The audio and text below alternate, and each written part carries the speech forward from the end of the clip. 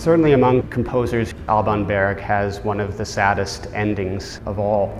He died of blood poisoning, which was acquired through an insect bite that led to an abscess on his back, and he was admitted to the hospital and died on that same evening at the age of 50 years old. What's remarkable about Berg's work is that though he wrote relatively little, all of it is of uniform quality. It is to a piece a masterpiece, and his first opera, Wozzeck, is no exception. He is a composer that bridged worlds in that he combined the 12-tone technique as devised by his teacher Arnold Schoenberg with the world that came before, a sort of Mahlerian romanticism that is very reminiscent of the music both of Mahler and of Strauss. And that can be heard throughout Wozzeck. Wozzeck is based on a play, an unfinished play, by a little-known German playwright named Georg Büchner. Büchner came across an unusual case, the case of a man named Johann Christian Wozzeck, who was executed for having murdered his mistress in 1824. What makes Büchner's story so compelling is that he takes this murderer and examines how the murderer was a victim himself. Wozzeck was a soldier, and an undistinguished soldier at that, and a barber.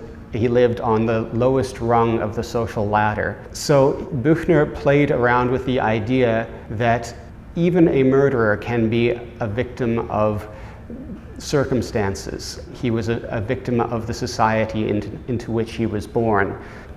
Berg's music is a perfect match for this story.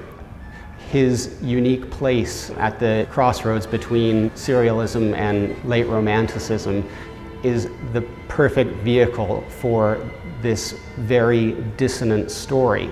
And what emerges is musical expressionism's Exhibit A, an opera which examines the isolation and dehumanization of the average human being.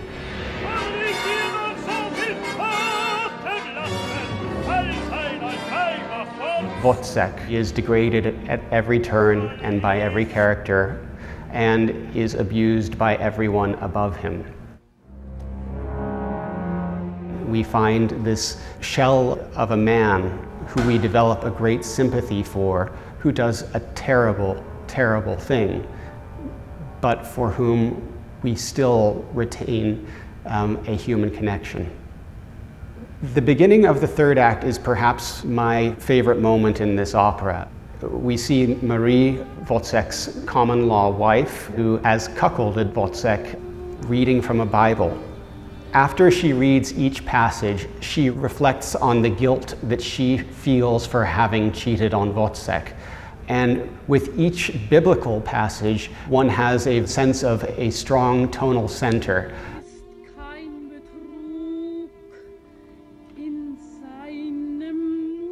And with every outcry from Marie, you get the full 12-tone treatment.